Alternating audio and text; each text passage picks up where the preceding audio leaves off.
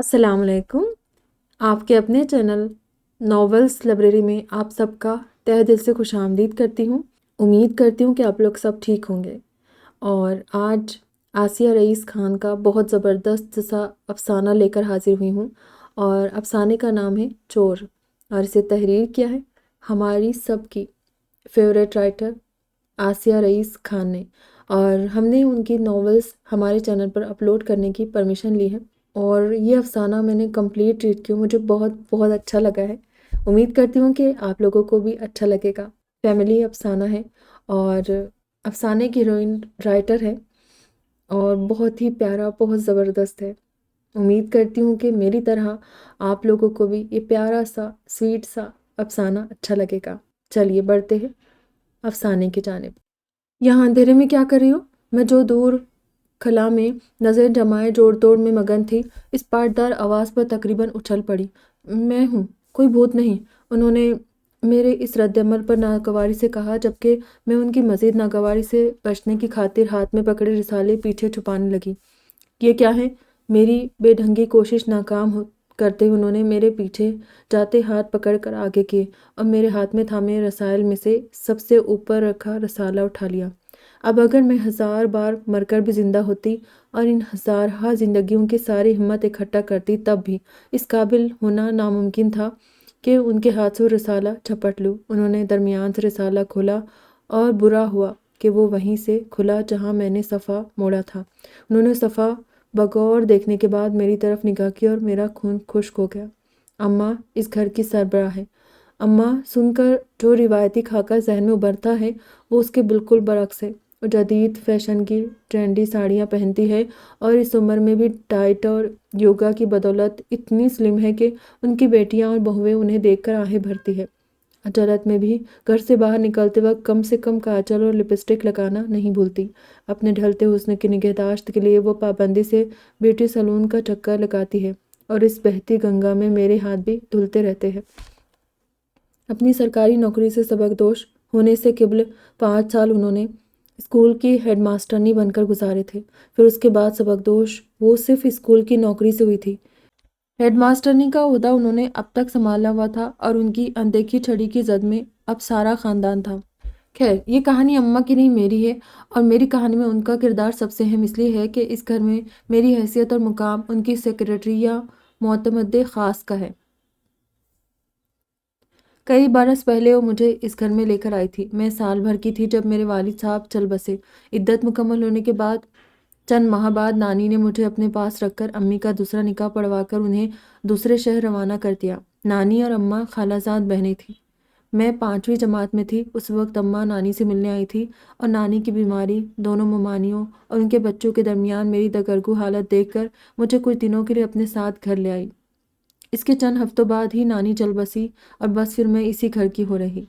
जब मुझ पर कनूतियत का दौरा पड़ता तो अम्मा बड़ी खुदगर्ज और नुमाइशी नजर आती, जो दुनिया की नज़रों में मुझे सहारा देकर बड़ी अजीम और खुदा तर्स खातून मशहूर हो गई थी। जबकि हकीकत ये थी कि मुझे अपने पास रखकर उन्हें दिन रात हर पहर बिना तनख्वाह की मुलाजमा मैसर थी। उनकी औलादें भी उन्हें मेरे सपुर्द करके सारी जिम्मेदारी से बरीजुम्मा हो गई थी। मैं ये सब सोच सोच कर उदास होती, अब बसोरती रहती। फिर जब मेरे अंदर रचायत पसंद और ज़रा ज़रा दीनी रूह बेदार होती तो मैं अल्लाह और अम्मा का शुक्र अदा करते न थकती कि उनकी वजह से मुझे अपनी नानी के घर से बेहतर रहाइश, बेहतर तालीम, बेहतर खाना और बेहतर पहनना नसीब होता। और सबसे अहम, जिस काम का मैं अपनी नानी के घर तस्वुर भी नहीं कर सकती थी, यहाँ मेरे लिए आसान था। यानी वक्फे वक्फे से इतने अच्छे ब्यूटी सैलून में मेरी मरम्मत हुआ करती थी। ये सोचकर मैं गुनगुनाती और मुस्कुराती रहती। और जब कभी मेरे अंदर की प्रैक्टिकल लड़की अंगड़ाई लेती तो ये लेन देन दोनों फरीकैन के लिए फ़ायदेमंद सौदा लगता। मुझे मादी आसाइशों के साथ इस घर से तहफ़्फ़ुज़ और पहचान मिली थी, और इस घर के अफराद और अम्मा को एक दूसरे के दरमियान राब्ते की कड़ी। मैं सोचती और मुतमईन रहती, मैं बतौर राब्ते की कड़ी ही इस कहानी का आगाज़ हूँ। अम्मा नज़्म व ज़ब्त और वक्त की बड़ी पाबंद है। सोने जागने और खाने के अलावा सुबह और शाम की चहलकदमी, अखबार का मुतालिया, कुतुब बीनी, सर में तेल की मालिश, हफ्ते में 2 दिन अपनी सहेलियों से मुलाकात, महीने के आखिरी इतवार को रिश्तेदारों से मुलाकात, सोने से किबल घर के सभी अफराद की उनके घर में हाजिरी वगैरह वगैरह। इन सभी मामलात के औकात तय थे। उनसे बराह रास्त बाकी घर वालों की बात और मुलाकात सिर्फ नाश्ते और खाने के औकात में होती थी। इसके बाद उन तक पहुंचने का वाहिद जरिया मैं हूँ। घर में मौजूद उनके 2 बेटे और बहुएं, जिन्हें मैं मामू मुआनी बुलाती हूँ, और उनकी औलादें अपनी बात और मुलाकात की ख्वाहिश मुझ तक पहुँचाते हैं। फिर मैं अम्मा तक, और उसके बाद में अम्मा का जवाब और मुलाकात का वक्त उन्हें बताती हूँ। सालों से यही मामूल चला रहा था। मैं 10वीं जमात में थी तब बड़े मामू की ज़किया बाजी और आफिया बाजी की शादियाँ हो गई। मेरे जूनियर कॉलेज से फारिग होने तक छोटे मामू की बुशरा बाजी भी ब्याह कर दूसरे घर चली गई। अब घर में छोटे मामू के साहबजादे अदनान और मैं ही बचे थे। एक रात खाने के बाद अदनान हाथ में डायरी ले आया और मुझे देकर कहा कि ये मैं अम्मा को दे दूँ। इसमें क्या है? मैंने पूछा। एक कहानी, अम्मा से कहना करेक्शन कर दे। मेरे कान खड़े हो गए। मैं आपको बताना भूल गई, अदनान के मरहूम दादा यानी अम्मा के मिजाजी खुदा शायर और मुसन्निफ थे। ऐसे वैसे नहीं, वो साहब किताब शायर और मुसन्निफ थे। अम्मा लिखती तो नहीं थी, लेकिन पढ़ बहुत रखा था। अरबी मुतालिया उनका महबूब मशगला था। उनके साथ रहते मुतअद्दी जरासिम मुझे भी लग गए थे। अदनान को मैंने कभी पढ़ते नहीं देखा था, कचा के उसने लिखा था। मैंने मारे तजस्सुस के उसके सामने ही डायरी खोलकर पढ़ना शुरू कर दिया। पहली 2 सतर पढ़ते ही मेरी आंखें नाचने लगी। क्या हुआ? अच्छा नहीं लिखा? बहुत अच्छा है, मैं इकलाई। अम्मा इस्लाह कर दे तो मुझे दे देना। वो तो चला गया और मैं सोचती रही अदनान कैसे लिख सकता है। खैर मैंने सादतमंदी से डायरी अम्मा तक बमा पैगाम पहुंचा दी और हस्बे तौका उनकी खुशी का कोई ठिकाना ना रहा। आखिर उनके घर और ख़ानदान में कहानीकार, एक कलमकार पैदा हुआ था। दादा का असल जानशीन और वारिस। उन्होंने सुबह होते ही सारे घर में ऐलान कर दिया और हर कोई मेरी तरह हैरान था कि अदनान लिख भी सकता है। बाकी सब बेयकीन सी हैरत ज़दा खुशी में मुब्तला थे, मगर मैं ज़रा बराबर खुश ना थी। ये मेरा मैदान था, यहाँ मुझे अपनी काबिलियत के झंडे गाड़ने थे, सलाहियत के घोड़े दौड़ाने थे, और वो अदनान नालायक मुझसे मेरा मैदान छीन चुका था। नाअहल मेरे मैदान में मेरी जगह खड़ा सबकी तालियां बटोर रहा था। अम्मा ने अपनी और दादा की जान पहचान वाले अदबी हलकों में फ़ोन खड़खड़ाए और लो जी, अदनान बशीर शेख मतबूआ अफसाना निगार बन गए। बस फिर क्या था, लोग मुबारकबाद देने घर आते। इतनी सी उम्र में इस कद ऊंची और गहरी सोच, बेक वक्त अल्फाज का इतना उम्दा इंतखाब, वाह वाह। आम से मौजू पर ऐसी पुरअसर तहरीर, सुबहान अल्लाह। साइंस के तालिब इल्म की उर्दू सी रुग़बत, माशाअल्लाह वगैरह वगैरह किस्म के जुमले मेरे कानों में पड़ते रहते और मेरा खून खौलता रहता, क्योंकि जिस तख्लीक की बातें हो रही थी वो मेरी थी। जी हाँ, मेरी। मैंने लिखा था अफसाना, जिसे उस चोर ने अपना बना लिया था। महीनों की मशक के बाद अब मुझ में इतना एतमाद आ गया था कि मैं दुनिया के सामने बबांग दहल अपने कलम के शाहकारों का मुजाहरा कर सकूं। ये मेरी गफलत तो लापरवाही थी कि उससे पहले वो अफसाना उसके हाथ लग गया और वो इतना बेज़मीर साबित हुआ था कि किसी और की मेहनत अपने नाम से शाये करवा ली।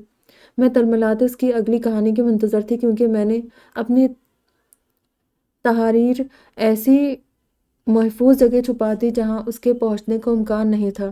फिर कई दिन बाद वो अपना दूसरा अफसाना लेकर हाजिर हुआ। उसे पढ़ने के बाद मैंने बमुश्किल अपनी हंसी रोकी थी। उससे अच्छा तो मैंने 10वीं जमात के बोर्ड एग्ज़ाम में उर्दू का मजमून लिखा था, जैसा अफसाना वो अपने ग्रेजुएशन के फाइनल में लिख कर लाया था। अम्मा पोते के कलमकार निकलने पर बेहद खुश और पुरजोश थी। ये बचकानी तहरीर उनके जोश के लिए बर्फ़ साबित हो सकती थी। कनूती, रूहानी और प्रैक्टिकल मिजाज के साथ बदलते ख्यालात अपनी जगह, बहरहाल सच्चाई ये थी कि मेरी ज़िंदगी आखिर इसी घर के दायरे में घूमती थी। ये घर और उसके मकीन ही थे जिनकी वजह से मैं आज तालीम याफ्ता, मुहज़्ज़ब, बाएतमाद और खुशहाल थी। फिर मैं एहसान फरामोशी कैसे करती? और यह भी हकीकत है कि अम्मा को वो हस्ती होने का एहसास हासिल है जिससे मैं सबसे ज़्यादा मोहब्बत करती हूँ। मैं उनके इकलौते पोते की पोल खोलकर उन्हें रंजीदा नहीं कर सकती थी। मैंने दिल में ठान कर कलम उठाया और बस फिर ये सिलसिला चल निकला। मुझे आखिरी बेंच वाले तालिब इल्मों के लेवल की मज़ामीन नुमा कहानियाँ लाकर देता, जिन्हें मैं पूरा पढ़े बगैर ही कोड़ेदान में डाल देती और अपना लिखा अफसाना 2-3 बेरब्त जुमलों और कुछ इमला की गलतियों के साथ अम्मा को सौंप देती, ताकि वो भी तसल्ली बख्श एडिटिंग कर सके। मैं अदनान की आंखों में शर्मिंदगी, नदामत जैसे तासरात ढूंढती रहती, लेकिन मजाले जो कभी उनकी हल्की सी रमक भी नजर आई हो। ये कुछ दिनों तक चलता रहा। फिर अदनान बीएससी मुकम्मल करने के बाद मास्टर्स की खातिर दूसरे शहर चला गया। अम्मा की हिदायतों पर उसने चंद दिनों बाद दोबारा अपनी कहानियाँ भेजना शुरू की। मुझे ईमेल करता था, کچھ دن تک تو میں پڑھتی رہی، لیکن پھر میں نے ای میل کھولنا اور دیکھنا بھی بند کر دیا۔ پہلے ہی افسانہ لکھ کر رکھ لیتی، پھر جیسے ہی اس کا ای میل موصول ہوتا آخر میں اس کا نام لکھ کر اماں کو دے دیتی۔ یہی سمجھتی رہی کہ افسانہ عدنان کو کوریئر سے بھیجتا ہے۔ کتنی دفعہ اے بی شیخ لکھتے ہوئے مارے غصے کے میں نے قلم توڑے تھے۔ وہ اپنا پورا نام استعمال نہیں کرتا تھا۔ اماں نے جب اس اختصار پر استفسار کیا تو موصوف کا جواب تھا کہ عدنان بشیر شیخ کی جگہ اے بی شیخ زیادہ بردبار، سنجیدہ اور تجربے کار لگتا ہے۔ اماں تو اس وضاحت پر نہال ہی ہو گئی تھی۔ دوسرے شہر جانے کا فائدہ یہ ہوا تھا کہ اب اس کا نام اور میری تحریر دوسرے رسائل اور اخبارات میں شائع ہونے لگی تھی۔ میری قنوتی، روحانی اور پریکٹیکل دوروں کا اثر میری تحریر پر پڑتا تھا، اور ہر بار میں سوچتی یہ پڑھنے کے بعد عدنان کا ضمیر جاگے گا اور وہ ضرور مجھ سے معافی مانگے گا۔ بھلے وہ معافی نہ مانگے، لیکن کم از کم یہ اعتراف تو کرے کہ وہ میری تحریر اپنے نام سے استعمال کر رہا ہے۔ جب مقدور بھر چل کر اور دل ہی دل میں اسے گالیاں دے کر تھک جاتی تو سوچ کر خود کو تسلی دیتی کہ شہرت اور نام میں کیا رکھا ہے، اتنا ہی کافی ہے کہ میرا لکھا لوگوں تک پہنچ رہا ہے۔ یقین کرے، اس فلسفی بھرے خیال کے بعد میرا سارا دن خود کو گالیاں دیتے گزرتا تھا۔ ایک دن اچانک وہ بنا اطلاع دیے آدم کا اس خوشخبری کے ساتھ کہ اس کے ایک افسانے کو کسی مقابلے میں پہلا انعام ملا ہے اور کل ان سب کو تقسیم انعامات کی تقریب میں شرکت کرنی ہے۔ بیٹا ذرا پہلے بتا دیتے، ہم کچھ تیاری کر رہے تھے۔ اماں نے تقریب میں شرکت کی تیاری کے لیے قلیل وقت کی شکایت کی۔ اتنے شارٹ نوٹس پر ان کے بیوٹی سیلون کا اپائنٹمنٹ ملنا مشکل تھا۔ میں نے آمنہ کو 2 دن پہلے ہی میل کیا تھا، تم نے دیکھا نہیں؟ اس نے میری طرف دیکھ کر پوچھا، اور اس وقت میں اتنے غصے میں تھی کہ نفی میں سر ہلا کر وہاں سے ہٹ گئی۔ اماں اور اپنے مشترکہ کمرے میں پہنچنے تک میرا غصہ آنسوؤں کی شکل میں باہر نکل رہا تھا۔ کچھ نہ سوچا تو میں نے اس کا آخری میل کھولا اور اسے پڑھتے پڑھتے آنسو تو کیا میرا سانس بھی رکنے لگا۔ میں نے جلدی جلدی اس کے پچھلے ای میل اوپن کیے۔ ہر میل میں صرف اتنا لکھا تھا کہ اسے افسانہ مل گیا ہے۔ ای میل میں بچکانی، ادھوری، غیر معیاری کسی بھی قسم کی کوئی کہانی، کوئی افسانہ نہیں تھا۔ دوسرے شہر سے بھیجے اس کے تیسرے میل پر پہنچنے کے بعد میرا دل کیا کہ اپنا سر پیٹ لوں۔ عدنان کا صرف اردو میں اس نے لکھا تھا، تمہیں بھی پتہ ہے اور مجھے بھی، اس لیے اب مزید اس ناٹک کی ضرورت نہیں۔ دوسرے، اب میرے پاس اتنا وقت بھی نہیں ہوتا ہے کہ میں سوچ کر، دماغ لگا کر 2 لائن بھی لکھ سکوں، اس لیے بہتر ہے کہ تم کہانی افسانہ مکمل کرنے کے بعد خود ہی میل کر دیا کرو۔ ہاں، میں نے غصے میں چیختے ہوئے پیشانی ٹیبل پر ماری۔ بیوقوفی کی بھی کوئی حد ہوتی ہے۔ پیچھے سے عدنان کی آواز آئی۔ اس وقت قنوتی، روحانی یا پریکٹیکل لڑکی نہیں بلکہ میرے اندر کی تخلیق کار بیدار ہوئی تھی۔ کرسی سے کھڑے ہو کر میں نے اپنا حق لینے کے لیے خود کو تیار کیا اور مڑ کر دروازے میں کھڑے عدنان کو گھورا۔ لیکن کیا بے غیرتی اور فریب کی کوئی حد نہیں ہوتی؟ یقیناً ہوتی ہوگی۔ دروازے سے اندر آیا۔ کس نے فریب کیا ہے اور کون بے غیرت ہے؟ اس کی معصومیت پر میری آنکھیں پھٹی رہ گئی۔ خود کچھ نہ کرتے ہوئے کسی اور کی صلاحیت، قابلیت، محنت اور تخلیق اپنے نام سے منسوب کرنا کیا ہے؟ میں نے ہر لفظ چبا چبا کر کہا۔ دراصل سامنے کھڑے دھوکے باز کو کچا چبانے کی خواہش دل میں ابھر رہی تھی، لیکن میرا بس صرف لفظوں پر تھا۔ یہ تو انتہائی درجے کی بے غیرتی اور اعلیٰ قسم کا فریب ہے۔ اس کے پرسکون لہجے میں آئے جواب پر میں صحیح معنوں میں آپے سے باہر ہو گئی۔ کس قدر ڈھیٹ بندہ ہے! تو پھر کیوں کی یہ انتہائی درجے کی بے غیرتی اور اعلیٰ قسم کا فریب؟ میں نے کب کسی کی محنت اور تخلیق اپنے نام سے منسوب کی؟ اس تجاہل عارفانہ پر میں تلملا کر آگے بڑھی۔ یعنی حد ہے چوری، اس پر سینہ زوری۔ صرف بے غیرت اور دھوکے باز ہی نہیں، تم بہت بڑے چور بھی ہو۔ میرے افسانوں کو اپنے نام سے دنیا کے سامنے پیش کرتے ہوئے تمہیں ذرا شرم نہیں آئی؟ نہیں۔ ایک منٹ۔ اس نے ہاتھ اٹھا کر مجھے درمیان میں روکا۔ اپنی کہانیوں اور افسانوں کو میرا نام میں نے نہیں، تم نے دیا تھا۔ ہاں؟ مجھے اس کی دماغی حالت پر شبہ ہوا۔ پھر خیال آیا کہ کہیں سچائی سے بچنے کے لیے خلل دماغ کا حربہ تو استعمال نہیں کر رہا۔ یاد کرو، پہلی بار ڈائری دیتے ہوئے میں نے کیا کہا تھا؟ مجھے اچھی طرح یاد تھا، لیکن میں نے ہونٹ سے سیے خاموشی سے اسے گھورتی رہی۔ چند لمحے بعد ہی ذہن کی بند کھڑکیاں کھلنے لگی اور اسے دکھائی دیتے نظارے نے زبان تالوں سے لگا دی۔ میں نے کہا تھا کہ ماں سے اس کی اصلاح کروا کر مجھے دینا۔ یہی کہا تھا نا میں نے کب کہا تھا کہ یہ میں نے لکھا ہے یا یہ میری تخلیق ہے؟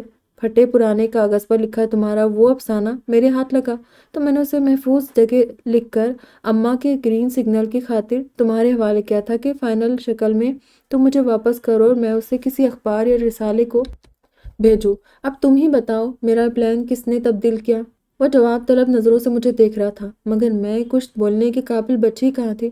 ہاں، وہ میں ہی تھی جس نے پہلی بار اماں کو وہ افسانہ دکھاتے اسے عدنان سے منسوب کیا تھا، اور وہ پوتے کی خفیہ صلاحیت اور مشکوک ہنرمندی پر پھولے نہ سمائی تھی۔ آگے انہوں نے وہی کیا جو کوئی بھی مشفق دادی کرتی، پوتے کی پہلی خواہش پر فخری انداز میں حوصلہ افزائی۔ یہ افواہ اور غلط فہمی تمہاری پیدا کردہ ہے۔ پہلے پہل مجھے لگا کہ تم خود کو مخفی رکھنا چاہتی ہو، اس لیے میں بھی تمہاری مدد کے ارادے سے سب کی ہاں میں ہاں ملاتا رہا، لیکن جلد ہی اندازہ ہو گیا کہ محتمہ میری سوچ سے بھی زیادہ بے وقوف ہے۔ یہ الزام سراسر غلط ہے کہ میں نے تمہاری تخلیقات کو اپنا نام دیا۔ اس نے ہاتھ میں پکڑے سارے رسائل ٹیبل پر رکھ دیے۔ تمہاری لکھی ساری کہانیاں اور تمام افسانے اے بی شیخ یعنی آمنہ بلال شیخ کے نام سے شائع ہوئے ہیں۔ تت، میں نے تو اس پر کبھی غور ہی نہیں کیا تھا۔ ان رسائل کے ایڈیٹر حضرات جانتے ہیں کہ اے بی شیخ خاتون ہے۔ ویسے چور اور فریبی میں نہیں بلکہ تم نے کیا ہے۔ میں؟ یہ بڑا غیر متوقع الزام تھا۔ اپنی تخلیق خود کسی اور کو سونپ دینا اپنی تخلیق کے ساتھ فریب ہے، اور اپنی صلاحیت اور قابلیت چھپانا چوری نہیں تو اور کیا؟ اس قصے میں سب سے اہم یہ ہے کہ کیا سوچ کر تم نے اتنے دنوں تک یہ سب ہونے دیا۔ بڑی دیر سے غضبناک انداز میں گھورنے کے بعد اب میری نظریں خود بخود فرش پر جمی تھی اور وہ گھور رہا تھا۔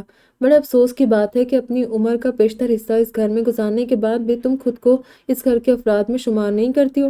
یہ غیر متوقع الزام نمبر 2 تھا۔ میرے قلم کار ہونے کی خبر سے اماں اور باقی سب کو ہوئی خوشی۔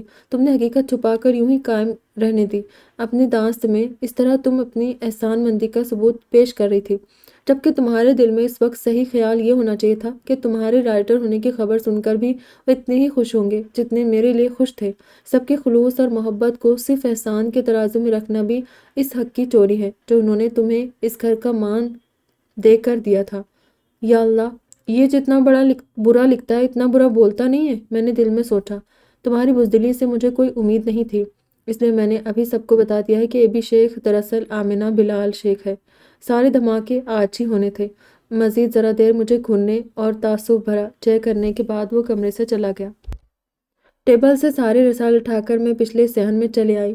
فی الحال مجھ میں کسی کا سامنا کرنے کا حوصلہ نہیں تھا۔ مجھ پر ابھی انکشاف ہوا تھا کہ آٹے میں نمک کے برابر مخلص اور نیک لوگوں کی محبت کا بدلہ صرف احسان سمجھ کر اتارنا درست نہیں ہے۔ یہ انکساری تو ہے، لیکن ساتھ میں اجنبیت کی نشانی بھی ہے۔ گھر والوں کی اپنائیت اور محبت کے بدلے میں صحیح معنوں میں خود کو گھر کا فرد مان کر ہی دے سکتی ہوں۔ میری یہ سوچ غلط تھی کہ میرے اس ہنر کی انہیں اتنی خوشی نہیں ہوگی جتنی عدنان کے مصنف ہونے پر ہوگی۔ پہلے ہی بتا دیتی تو یہ اے بی کا چکر نہ پڑتا، سیدھا سیدھا آمنہ بلال چھپتا۔ انہوں نے رسالہ بند کیا اور میں نے خشک لبوں پر زبان پھیری۔ لا دو، یہ سب اب دوبارہ پڑھنا پڑے گا۔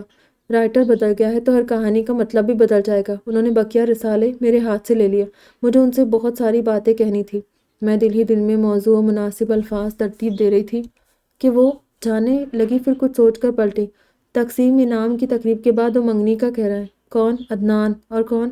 اس نے وہی لڑکی پسند کر لی۔ میرا اندیشہ درست نکلا تھا، پھر بھی میں ذرا حیران ہوئی۔ وہی نہیں، یہی۔ فی الحال اس کی ماں ذرا آناکانی کر رہی ہے کیونکہ اس نے بھتیجی کے لیے اپنے بھائی کو زبان دے رکھی ہے، لیکن مان جائے گی۔ تم تیار رہنا۔ میں کیوں؟ اتنی کن ذہن ہو پھر کہانیاں کیسے لکھ لیتی ہو؟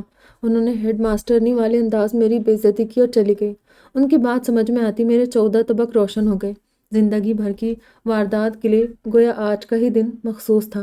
خیر، چھوٹی ممانی کیسے مانی اور کیسے انہوں نے اپنے بھائی کو منایا اور اس بھتیجی کا کیا بنا، یہ پھر کبھی بتاؤں گی۔ فی الحال آپ مجھے بتائیں کہ اس کہانی میں اصل چور کون تھا، عدنان بشیر شیخ یا میں، یعنی آمنہ بلال شیخ۔ اختتام۔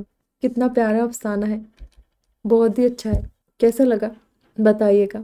دعاؤں میں یاد رکھنا، اپنا ڈھیر سارا خیال رکھنا۔ پھر ملیں گے۔ خدا حافظ۔